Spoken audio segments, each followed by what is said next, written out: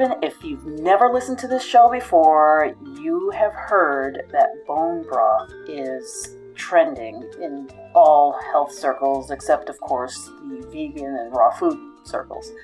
I've been a fan of the stuff for decades, and so have Heather Dane and Louise Hay, co-authors of The Bone Broth Secret. Listen in on today's episode of the podcast as Heather shares the many benefits of bone broth, controversies, and the many, many ways you can incorporate it into your diet, even in dessert. Coming up next. We interrupt this program to bring you a special report. If you're still confused about what to eat and not getting the results you thought you'd get by going organic, go to nutritionheretic.com and download the shit list of 7 health foods to avoid like the plague for free. The shit list details what health food companies want you to believe about the crap they peddle and why the real foods they're meant to replace are far better. Stop letting big health food dump all over you and download the shit list today. Fat is bad for you. I just pop a pill and I'm fine. Meat is murder. It's time for bad food punishment. It's time for real nourishment. It's time for the Nutrition Heretic. The following program is provided as information only and may not be construed as medical or health advice. It is not intended to diagnose, treat, or cure any disease. No action or inaction should be taken solely on the basis of the information provided here. Please consult with a licensed healthcare professional or doctor on any matter relating to your health and well-being.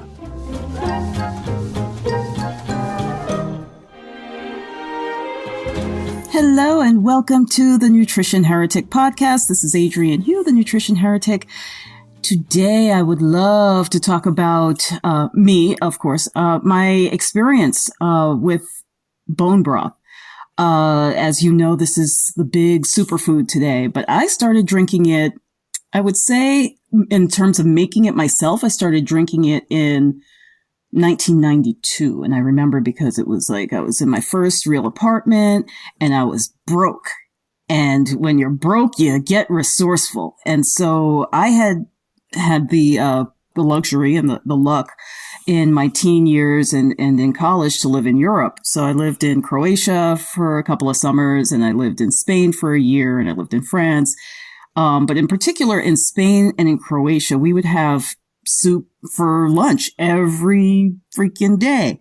And it wasn't the lunch, but actually, if you listen to our Facebook live Q&A last week, I had Nicola on with me, and he was talking about how he drinks 3 bowls of soup before he really dives into his lunch. And that's very typical in that part of the world. So, even though I grew up, my mom would use bouillon cubes and, just not the thing. But I always questioned that, even though she made the rest of the meal was perfectly fine and she was using bones and all of that, but she never really trusted that she could get enough flavor out of just the bones with some salt and, a few seasonings, and the same seasonings that she was using anyway. So it made absolutely no sense. But I loved watching cooking shows and all that jazz. So I started to make my own bone broth because I would have, my chicken that I would roast. And at that time, I wasn't eating that much meat, but I had, this chicken and there's these bones left. So I decided that I would just start shoving them into the freezer. And when I had enough, I would empty my Ziploc into a pot with water and, make my bone broth. And that would serve as, soups for when I got sick or whatever. I cooked a lot of things, and I cooked a lot of Chinese. So Chinese, foods, most people don't realize for some reason that many of them use a bone broth base. So, all those stir fries, it's not so much the soy sauce as much as the bone broth that makes it so delicious. Of course, fast forward, and today it's all the rage. I went from being a complete freak doing this 20-something years ago to being, kind of ahead of the curve, so to speak. But today, my guest heretic, Heather Dane, who's the co-author of The Bone Broth Secret, is further ahead of the curve than I am, because she's written a book all about it, and some really, really inventive recipes on how to incorporate bone broth in everything from your breakfast to smoothies to cocktails to face masks. So, Heather, welcome to the show. Thank you, Adrian. It's so fun to be a heretic with you. Well, thank you. I like to think, people think that the heretic is evil, which is, kind of why I have the little logo that has the little devil's tail on it. But they don't realize that it's not so much that it's not really that you're evil. It's just that you don't really pick sides. You just, you're just telling the truth as you see it. And people can listen or they cannot listen, but it's more about raising the questions, right? It's about, I'd like to say enlightening, people, Yes. but also giving them another way of viewing their own reality, correct? I think so. And I think it's also that we have a mainstream that has taught us to sort of move away from the principles our ancestors knew kept them healthy and strong. And while we're in this place where autoimmune conditions are on the rise and energy is down and nobody can understand why, and there are symptoms that are not being diagnosed in the doctor's office, a lot of times it's not technology that's going to bring us our answers. It's going back to what our ancestors have always known. And I love that you grew up drinking bone broth and you went back to what you knew. And that worked for you. Plus, it helped you save money, which is pretty awesome. Right. And that's what the heretic is all about, isn't it? It's like we can save money and be healthy in our own kitchens. Right. Absolutely. Absolutely. And, there is, this misunderstanding, right? Because there's kind of the church of fast food, and then there's the church of like crazy fanatical healthy eating, right? And then somewhere in between is this message that takes the best of both worlds, right? It takes, the comfort food idea from the fast food world, because that's kind of where those people think they are, right? Yes. Is in this comforting comfort food place. And then the other side is in this extremely, what's the word I'm looking for? Orthodox, maybe, like very, very strict way, of eating that is, kind of strips them of all joy. Yes. I agree. And so I think that, bone broth is one, and you say this in the book, that it is this thing that brings us back to our ancestors, brings us back to our culture, brings us back to our heritage. And it's really very just comforting to the individual. Yeah. It's always been said that, when we want to get to the heart of something, we want to go to the bone. We want to cut right to the bone. We want to get right to the heart of it. And the bones are structure and foundation and strength. And in Chinese medicine, they always say like heals like. Yes. And I find it fascinating because as you look at the nutritional properties of foods and you look at people who have certain health conditions, whether it be adrenal fatigue or osteoporosis or thyroid issues or something like that, and you look at the foods that are sort of like those things, you see that they also contain nutrients that those parts of our bodies need. Absolutely. And bone broth, it's collagen, right? It's the essence of what we need for the most abundant protein in our body, which makes up our bones, our skin, our hair, our nails, our teeth. It's everywhere. It's the eyes, it's the digestive organs. There's not a part of our body that is not held up and held together and even acting as scaffolding so that the blood can flow and the lymph can flow. All of that is collagen. And our bodies stop producing it to the extent that it did when we turned 40. So now everybody thinks, right? Sorry. It's like, oh, the body falls apart, at the age of 40. And I've heard you say that, a lot of us think that aging means health goes down. And you've always said, no, it doesn't. Right. We don't have to gain weight. We don't have to lose muscle tone. We don't have to have hair falling out. All of these things that people think are natural for the aging process are actually because certain things in the body slow down. We're supposed to be moving into wisdom mode at that point in our lives, and using our resources differently, and moving from a rushing around to more of a calm and grounded and thoughtful way of life, so that we can become leaders and sort of wise people for the rest of the world. And we often, because of technology and jobs and paying the bills, run around like we were 20 and 30, and meanwhile everything's slowing down. So I think that when we go back to things like bone broth, we're going back to an ancient habit that has, I mean, we can see that from about the year 1000, and it was probably before that, that cultures around the world have been consuming bone broth. And it's part of what they did to heal this most abundant protein in the body and to stretch their budget. And we didn't realize, I think, until the 1600s, they started doing a lot of research on gelatin, which is collagen once it's bioavailable and what's rich in bone broth, that they did like hundreds and hundreds of studies from the 1600s forward. And that's when we began to realize how powerful gelatin or bone broth, the collagen in bone broth, actually is for human health. Right. And throughout the world, it's consumed quite regularly, except for the U.S. And now it is starting to, obviously, but it's only in a select, number of people who kind of are, unfortunately, I don't know if it's fortunately or unfortunately, some people kind of jumping on the bandwagon. But it's a good bandwagon to be on, as far as I'm concerned. And again, to echo what you said, in terms of saving money, you think back to our ancestors who actually had to hunt this stuff, or, they only had, let's say, 20 chickens for the family or what have you. They had to make sure that thing stretched as far as possible. Yes. So, exactly. You might eat the roast on Sunday, but then throughout the week, you're eating a combination of broths and whatever, vegetables you could manage, lamb's quarters. I'd love to bring that one up for some reason. Dandelions and root vegetables and things like that.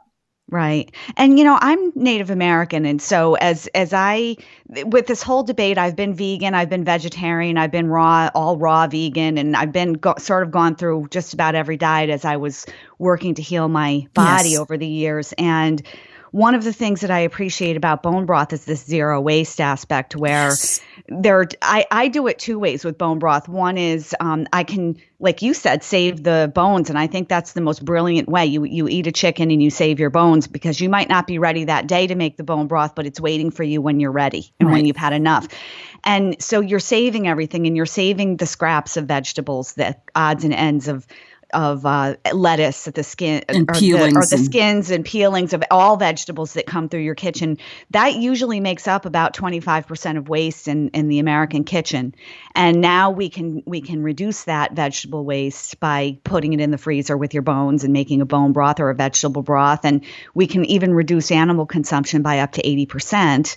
By saving our bones and using those pieces that nobody wants. I mean, if you think about it, if you take a cow, for example, our farming industry has gotten very bad. For what was a good reason in the beginning. The good reason was everybody's moving away from the land and moving to the cities, and we can't feed them, so what are we going to do? And unfortunately, instead of thinking about nature and nature's beings, some person decided we were going to pack a bunch of animals into a barn somewhere and give them bad lives. Right. And then the vegetarian movement came along as an answer to that. And people who eat food all over the world started fighting with each other about their ideological ways of eating, when if we had just thought about how we could be good to the earth's beings and good to the earth, we would say, we can't do that. But we can, instead of taking 15% of the animal, which is the food marketing, it's like, oh, steak is the best, prime rib is the best. And that's only 15% of the animal, these choice cuts. And they're also the least nutritious and most expensive. Right. The most nutritious and the least expensive are the stuff around the joints and around the bone. And that stuff has everything that our ancestors ate, because they ate the entire animal.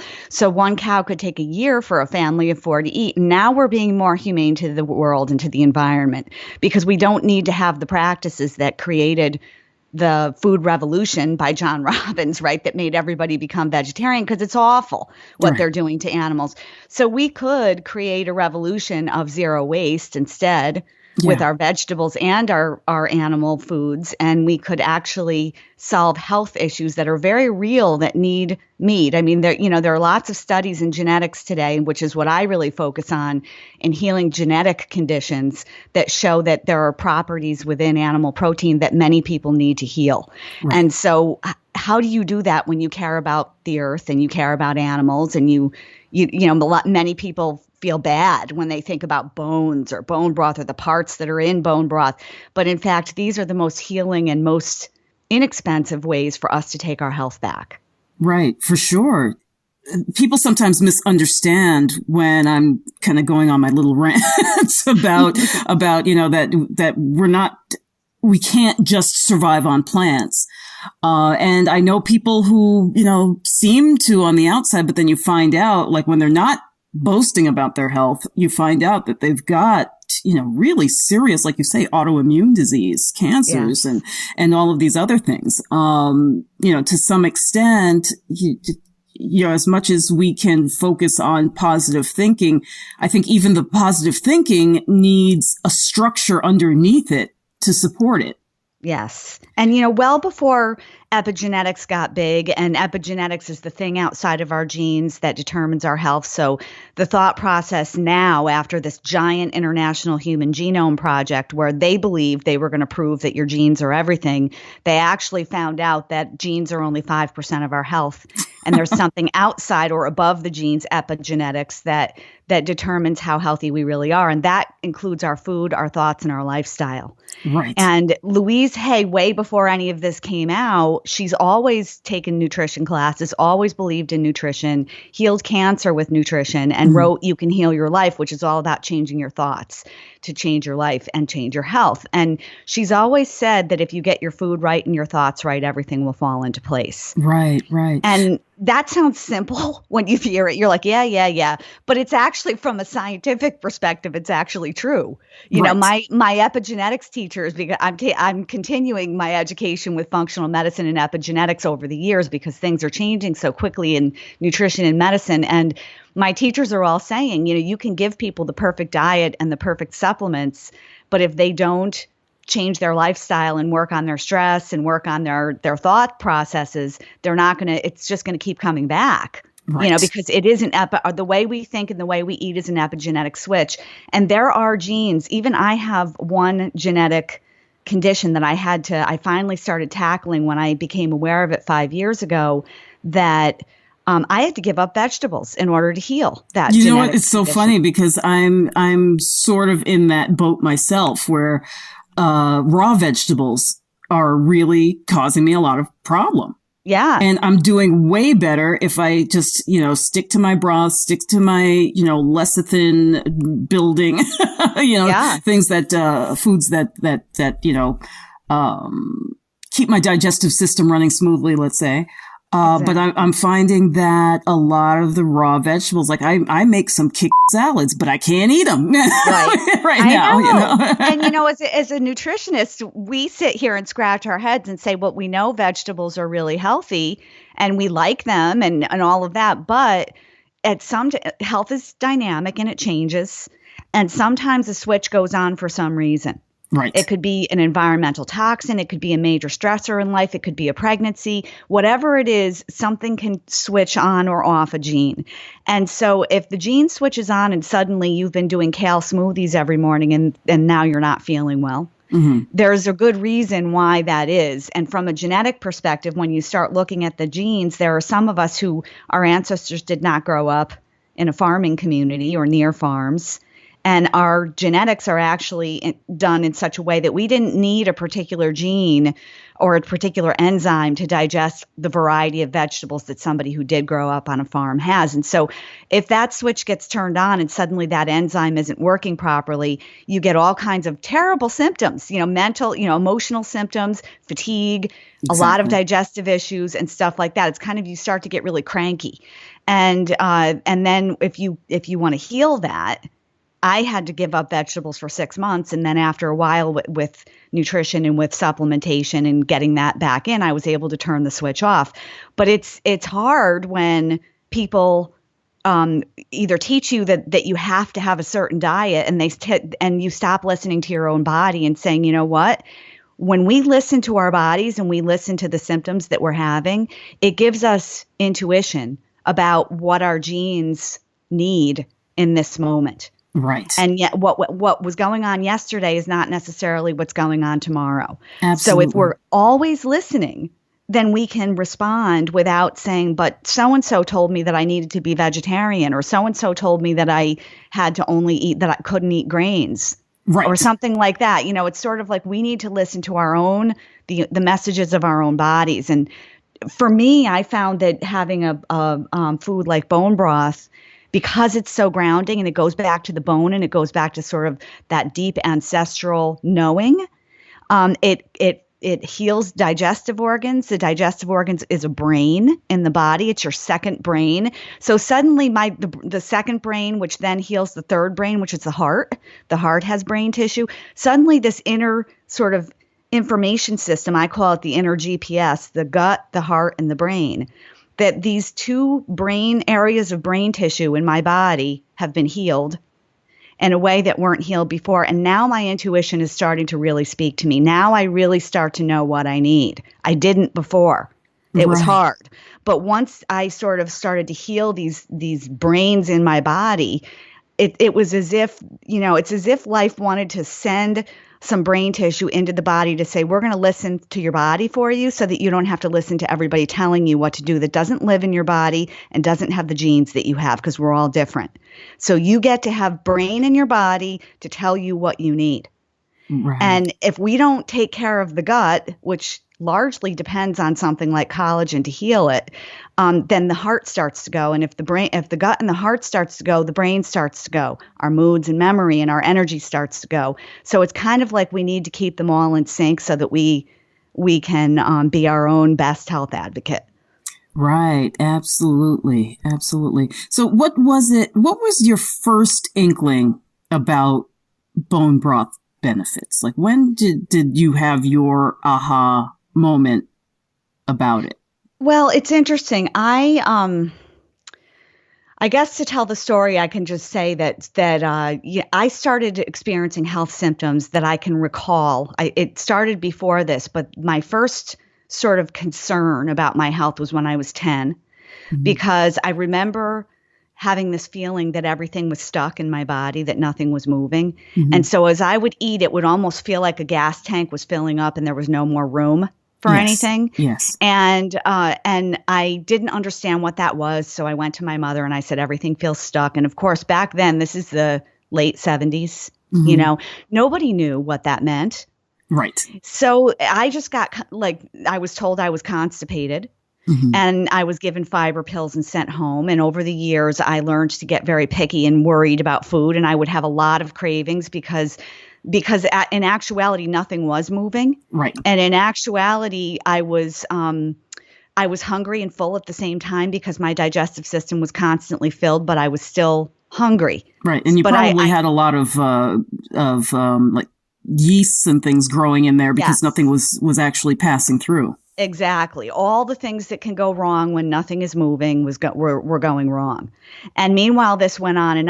And eventually, by the time I got to college and I was on the university food plan and I couldn't sort of go to I actually started going to the health food store by myself. As soon as I got my driver's license at 16, I was driving to the health food store because I had this sense that there was something food related going on. You and I have so much in common right now. I'm just thinking, oh my gosh, this is like, she's like, did you grow up in the Bronx? It sounds so much like what I went through.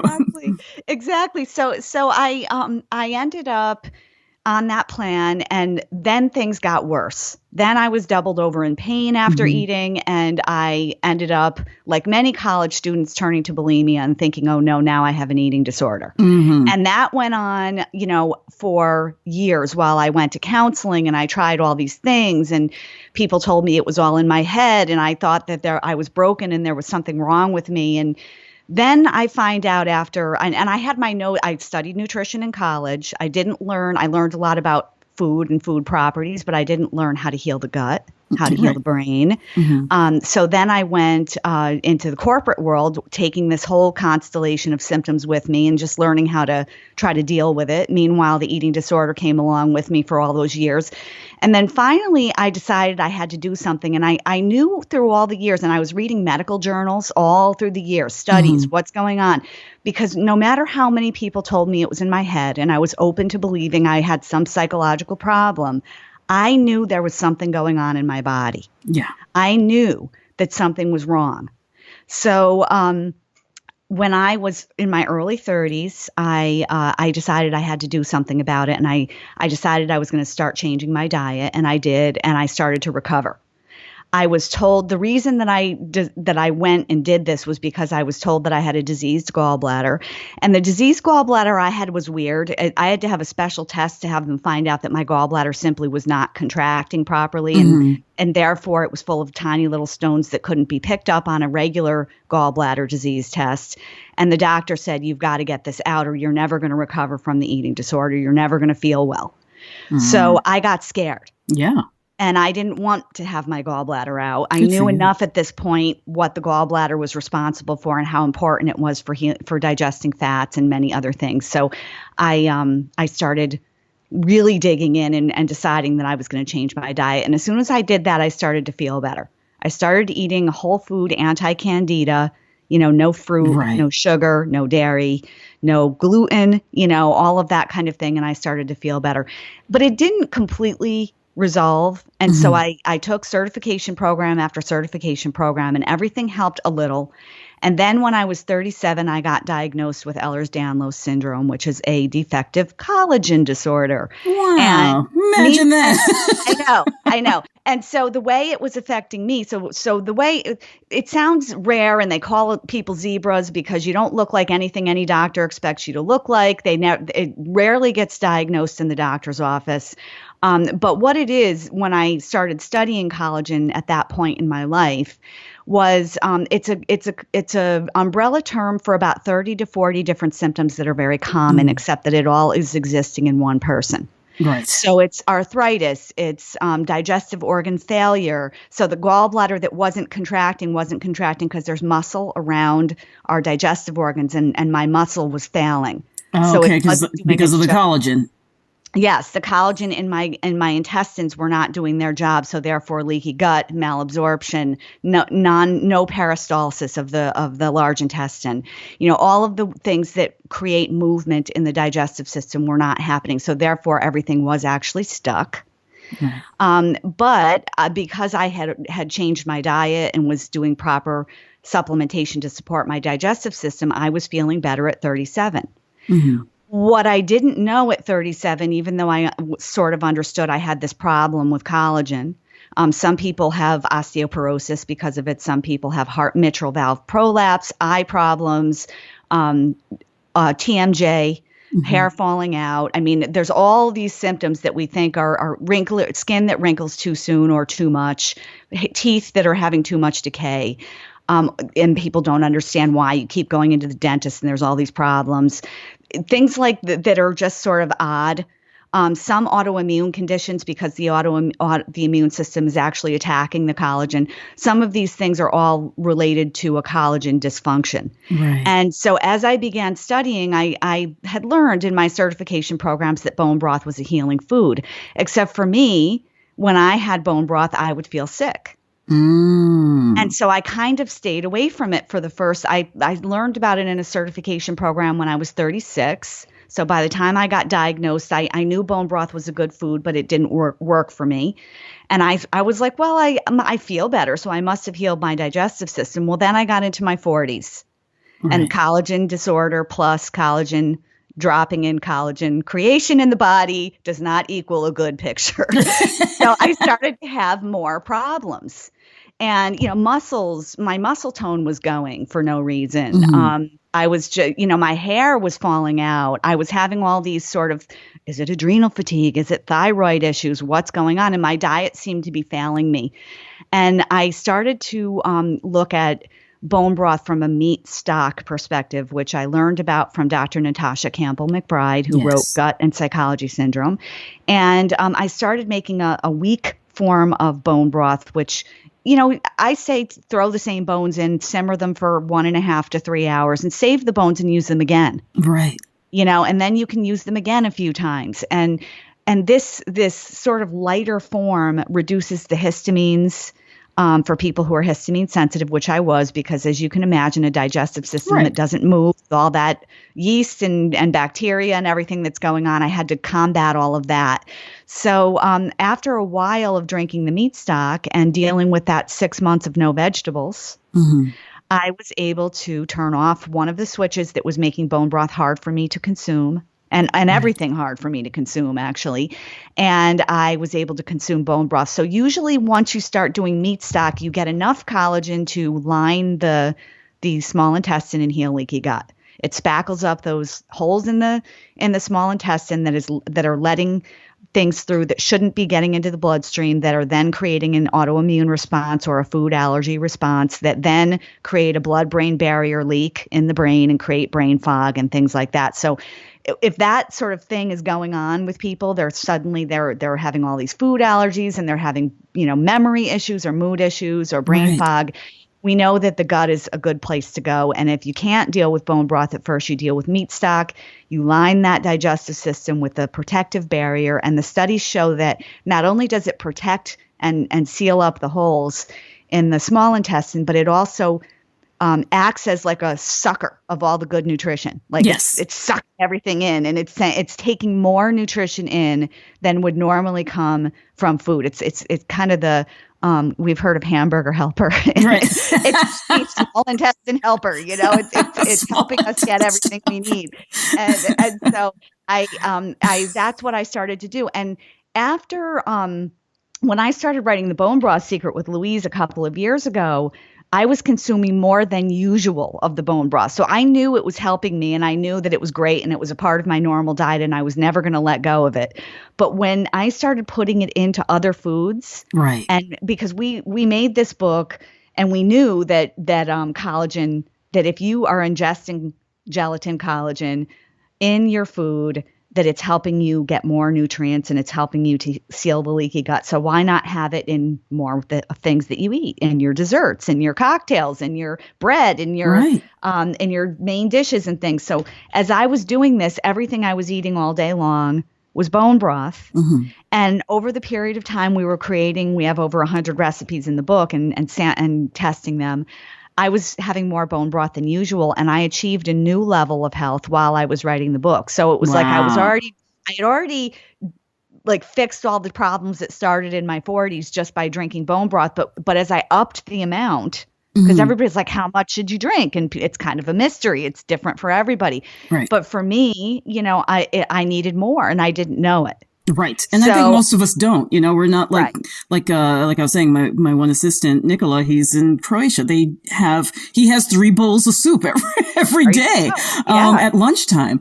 And, that's, he's young and strong and fit and, you would never, and when I lived there, I know that, people were much healthier than I was for sure, as well as, my friends in the U.S. around me.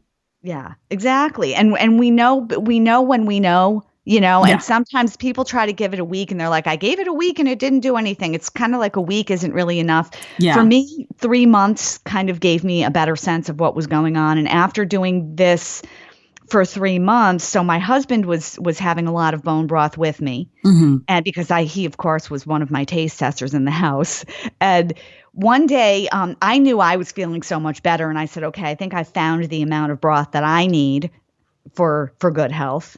And he had been eating the food too, and he looked at me one day when we were eating lunch, and he said, that old shoulder injury that I've had since college, he said, it doesn't hurt anymore. Wow. And he looked at me and he said, do you think it's the bone broth? And we both started laughing.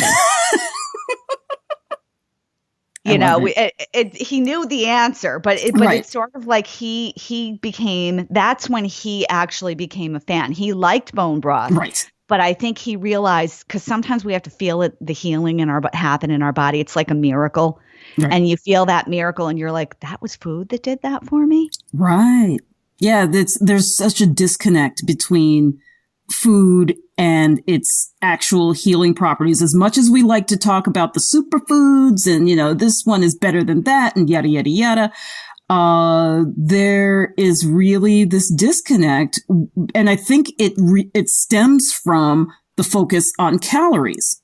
Right. Because we see in this country, we've been taught to like, for example, in my dietetics books, when I was learning nutrition, I had to take this one standard RD course. And in that course, everything was, for example, vitamin A. Well, liver is the most abundant source of vitamin A, but it's got too many calories and too much fat. So eat carrots instead.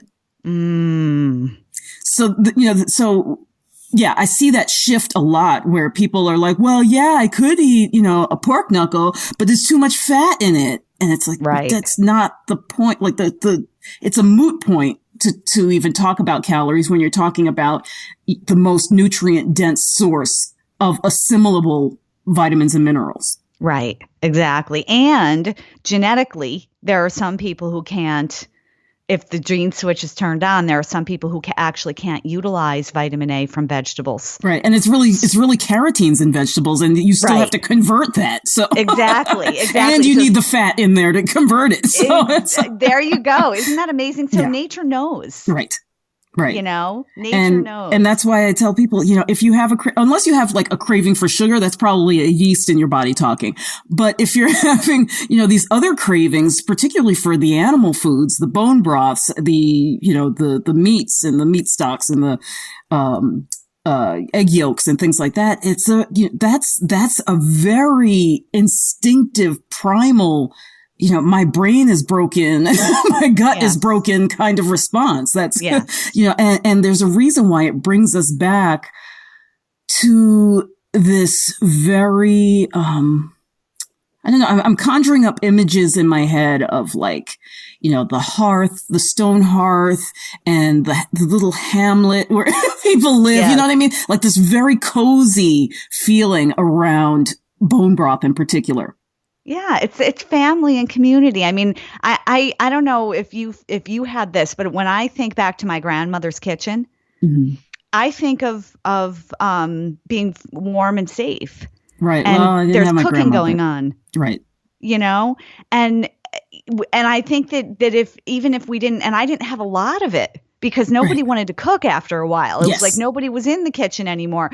But those moments when it happened were some of the best moments I remember with my grandparents and my extended family in kitchens. It was just being in the kitchen and having those conversations and all the things that come up because you're in there for a long period of time back then. Right. When they're actually cooking something from scratch, you're in there for some period of time. And it, by the time I think I was maybe, it was probably 10 when I was really experiencing the symptoms. There wasn't much time in the kitchen. Nobody in my family was in the kitchen. There were no family dinners anymore. Everybody was gone, and my parents were both working. So it was kind of like that whole nucleus of the home where I truly believe that the home cook is the medicine person of the family. Right. That because when they taste something, when we get back in touch with what our bodies need and we taste something, what starts to happen, this happened to me, but as I looked at how did people learn to use spices, which is today the most phytochemical rich, the most antioxidant rich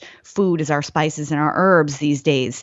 And when you taste something and you say it needs a little of this and it needs a little of that, your body is intuitively telling you what your body needs. And they've shown through blood tests that people in the same household have similar blood test results. Right. Because we all eat and think the same way, right. Or in general. And so the home cook is actually tapping into the needs of the family and putting those antioxidants into the food that are needed for healing. Right, right. And this makes me think of something that I think most people can associate with, especially if you've had a child, is how the mother's breast milk will change. depending on the needs of the baby. You know, the baby gets sick and the mother's body just instinctively knows what to do. And this is almost another transfer of that same energy, but not necessarily as directly from your body, but into, you know, it's kind of the love and the care and the knowing and the intuition that goes into the meals. Yes, exactly. We have this knowing, and there are studies like Antonio Damasio, who's a French neuroscientist, actually did a study to find out what happens with the sense of taste. Mm-hmm. And it actually goes into the part of the brain where we determine our sense of self.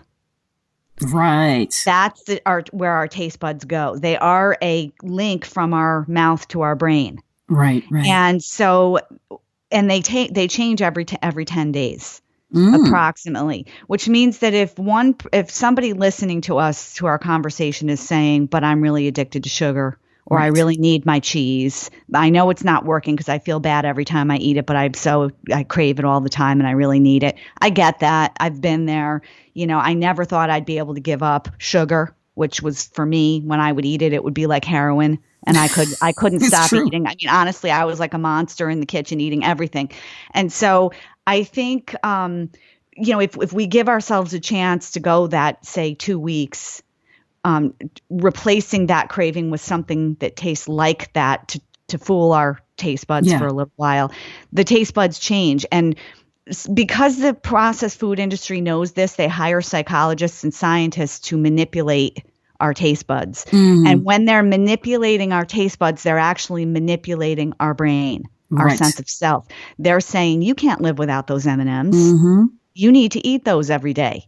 Right. And the reason that they wanted to do that badly is because at some point they found out that the human population was not growing fast enough to make their profits grow the way they needed to stay in business. And so they decided, as they sat in their little boardroom, well, let's get people to eat 200 more calories than they need per day. Right. Then we can hit all of our profit goals. And that's what they started to do. And what they did was they started going after people who are already overweight. Yes. Because they figured, and if someone's already overweight, we can be sure that their insulin system and that their metabolism, their blood sugar, their craving system is off already. It's already damaged. And they can go after that sort of vulnerable area in someone by messing with their brain through their taste buds. Right. So I always say, let's take our taste buds back. Let's reclaim our taste buds and start to trick them for a little while, because they've already been tricked with food that tastes like that, which is why I started writing healthy recipes that were more grounding and utilizing spices that would send signals to the brainstem saying, we're feeling good after one cookie. Yeah. You know, this feels good. Let's stop now. Or after two, like one or two, we feel really good. Because I wanted to sort of rejig the system so that we could get our own intuition back about our appetites instead of feeling like our appetites were out of control. Mine was. Yeah. I had no control over my appetite, and I didn't realize that it wasn't me being some person with no willpower. Right. It was the fact that once your blood sugar is vulnerable, the system of blood sugar balance is actually what determines willpower. They've done all kinds of studies about it. So if you have no willpower, it's very likely because either A, you're dieting and you're having a calorie restriction and your blood sugar's off, or B, you're malabsorption. Mm-hmm. And because of the malabsorption, your blood sugar's off. And so therefore, when your blood sugar goes off, your willpower goes off. And now you walk at work into the break room and everybody's having a baby shower celebration with donuts or cake. Right. And you can't stop yourself from eating it. And then when everybody's gone and there's leftovers, you're sneaking in and going to get that too, you know? Right. So it's usually, we have to sort of trick the system back into working for us. Right. And bone broth helps with that because it's a grounding, blood sugar balancing food. Right. Absolutely. Yeah, I mean, it's fascinating. I actually tell people, or at least when I was seeing clients, I would tell them to, you know, just give it 3 days. You know, just even at 3 days, I think there's enough of a shift. Yes. That many people, you know, they at least if their digestion is, you know, moving things out, their taste buds awaken to these new foods. And a lot of people, actually, the last episode that we did last year was a woman who is in my Facebook group, and she just never thought she could ever do it. She's been in there for years. She just never thought she could change her diet, tried to look for every other, excuse and thing to do, other than change her diet. But then one night she has fibromyalgia. She was in such pain, and she just prayed to God, and she said, please just show me a way. And the next day I sent her something about a course on gut and psychology syndrome. And she was just like, okay, this must be the answer. So she actually ended up not being able to get into the course, but she, just started applying these basic principles that we're talking about. Bone broth. She knew that for her condition, she had to avoid, nightshades as well as, grains. And she just started there, still eating dairy, still, really everything is real, slowly started incorporating some, fermented vegetables and some yogurt and kombucha, things like that. But what she said was she couldn't believe how delicious the food was. That was that's just, she said, because she, like you said, was only going to give herself a week. Okay, God, I'll give this a week. If it doesn't work, I'm back to what I'm doing. And she said she didn't see any improvement in the way she felt in that week, but the food was so good, she didn't want to stop. Nice. That's wonderful. And, and that's the way, when you talk about how they manipulate our taste buds, what it makes me think about is the fact that most of that food doesn't taste like anything anyway. Right. It's true.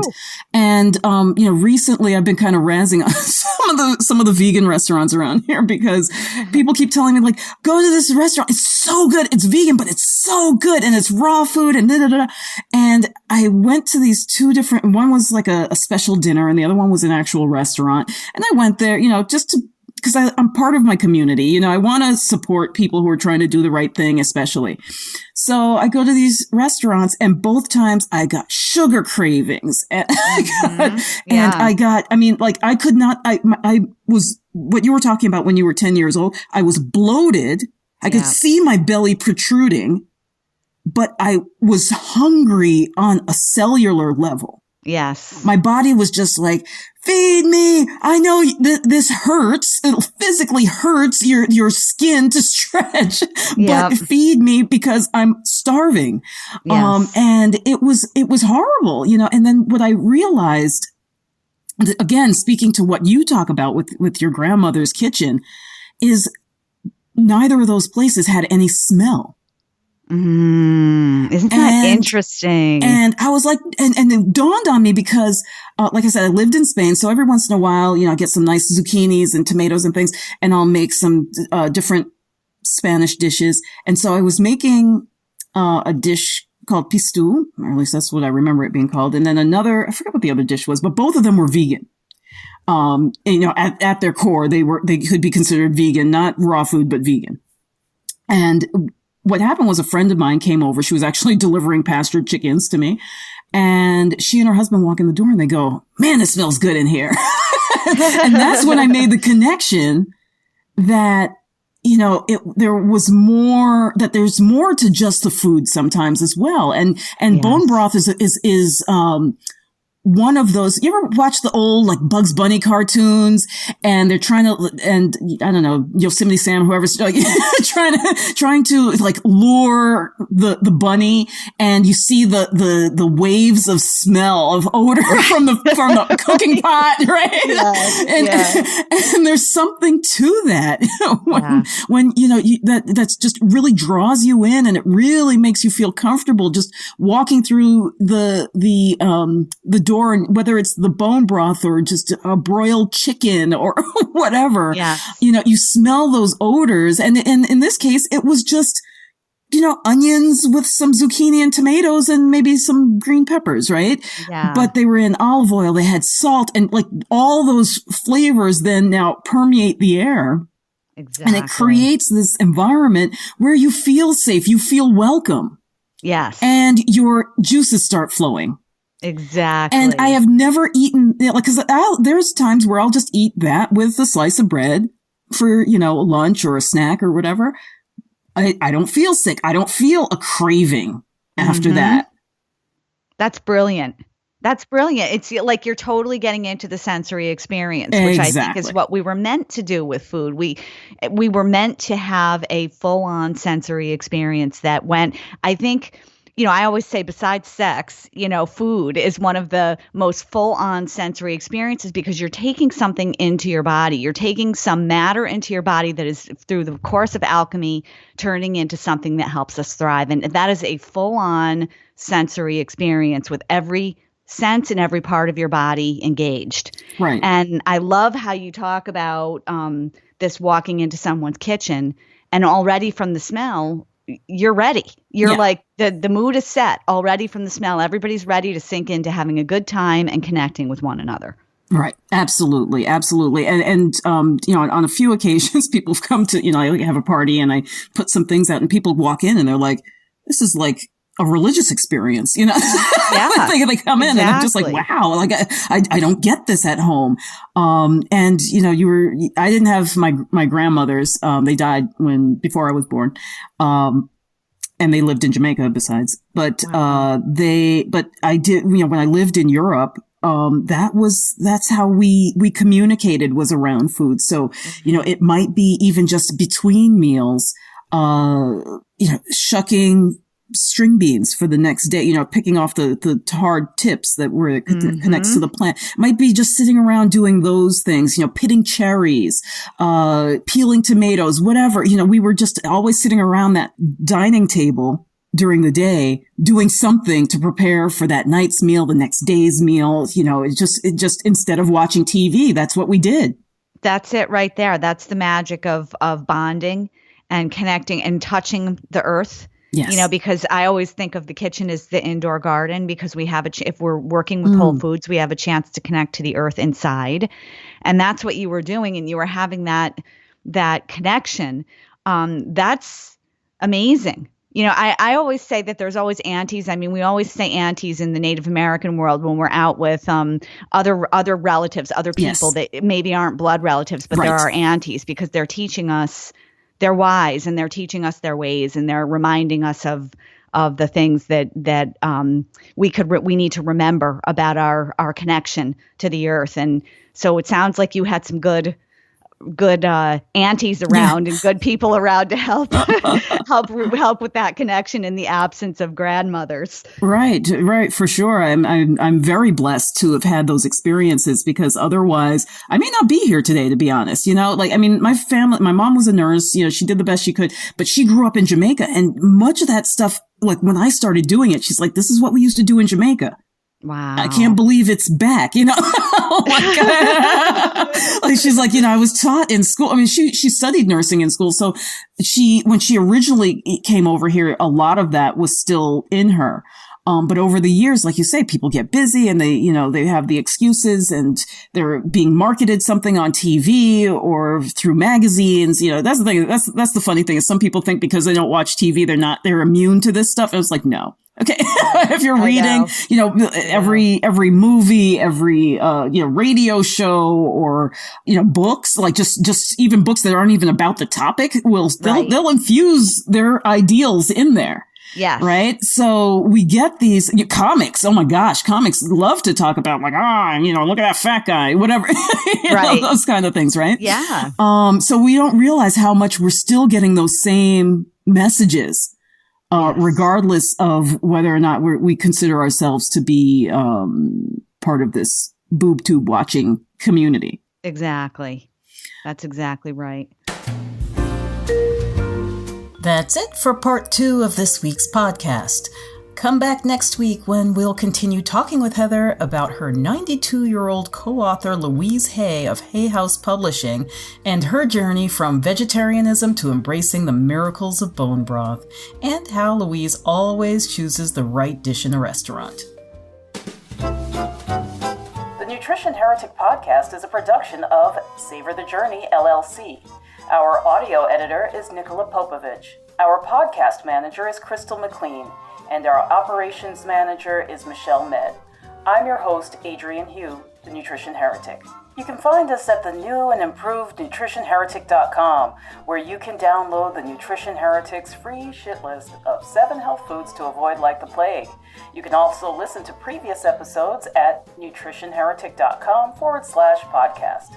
Be sure to like us on social media for updates. Our Facebook page is facebook.com/nutritionheretic and on Twitter @NutriHeretic. Contact us with show ideas, questions, or if you want to be a guest. And don't forget to rate our podcast on iTunes and Stitcher.